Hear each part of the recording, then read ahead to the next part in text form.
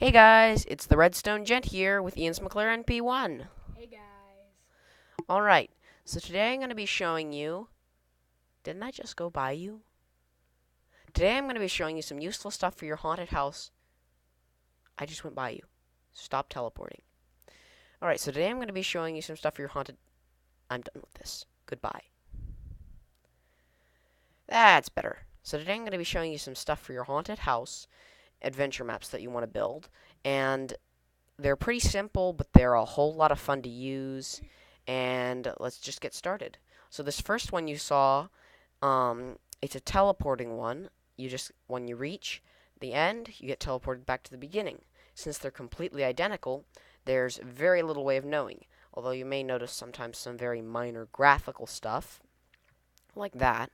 And as far as I can tell, the only way to fix that, I found the best things you can do are lower your frame rate to help, lower your render distance to help a bit, change your graphics to fast, and then just hope for the best, or buy a new computer. Your choice. I hope for the best. Um, so if you want to see what it looks like when someone else is going through it, I'm just going to fly up here, and you can see he just instantaneously gets teleported right by that jukebox, sorry, note block, and just keeps getting teleported back and back and back. This is a really fun gag to pull, and it's useful if you want to have a haunted house where there's a seemingly endless hallway. You need these corners in here to give that feel of continuation, because if you can see the exit, you'll definitely know some differences. So the command block for this is pretty simple. It's right here. Execute on all players within a radius of 2, so anyone within a radius of 2 of the command block. Then these three little curlicue type things means it's exactly on top of the player it's executing. Teleport the nearest player to that player themselves. Back 7, back 5. So you're going to have to use your own coordinates. For me, it was -7, -5, but it can be anything you want. What those little curlicues mean is it's proportional. It's not teleporting you to -705. It's teleporting you back 705. All right, on to the second one. All right, here's our second one. This is probably my least favorite. Some might digress, but this is the never-ending rooms. So as you can see, he just keeps getting farther and farther away from me. This one's a little bit more obvious that you're teleporting, but if you get it just right, and I'm not even sure how it works, you can see there's nothing, and it just seems like rooms are building away from me. It's less useful than the hallway one, but it can be useful in some situations that you can't use a hallway for. You'll notice these rooms are completely identical, all three of these, and that the reason I do that is it makes it look like I'm walking into the next room, even though in reality I'm just walking through the same room. So if you want to see how it looks when Ian's McLaren does it, I'm just going to back out of here, and he's going to come through, and then he's going to go through. So I'm going to be standing right here to get the full picture, and it's all you need to do. It's kind of fun watching him. Endless struggle, constant failure, the meaning of life. And after that moment, the command block. This one is essentially the same thing, just with a higher radius, so you can have a higher doorway.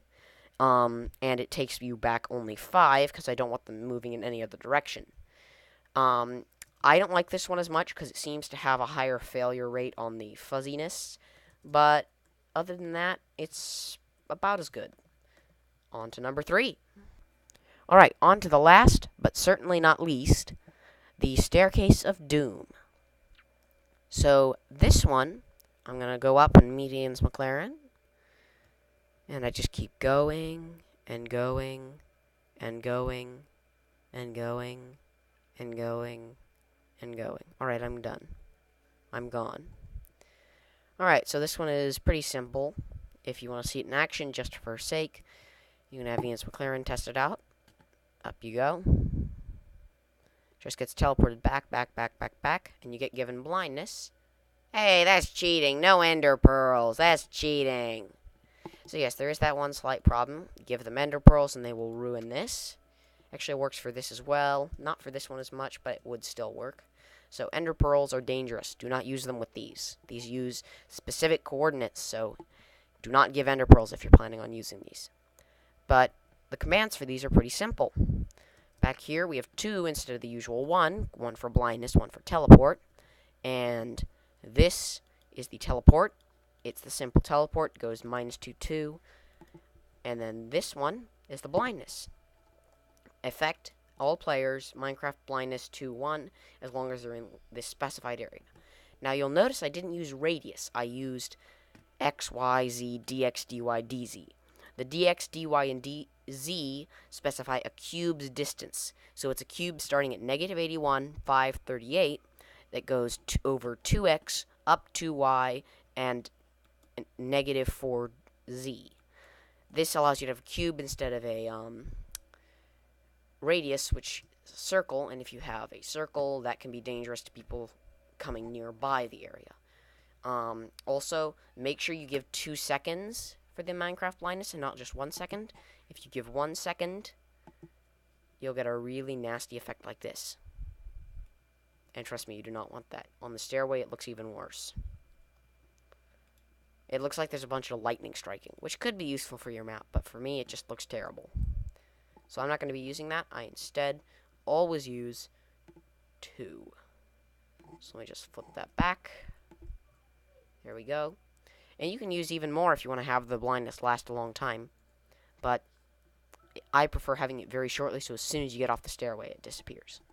That's all 3 of these, and you may be wondering why I built them. And I am building a haunted house adventure map right now, and I was just testing these out to see if they would work, and they worked, and I thought, hey, why don't I use these? So I decided I would show them to you and see if you enjoyed them. If you want to see the adventure map that I'm making, you can let me know down in the comments, and if you like or use any of these, you can smash that like button, and maybe even subscribe. This is the Redstone Gent, signing off.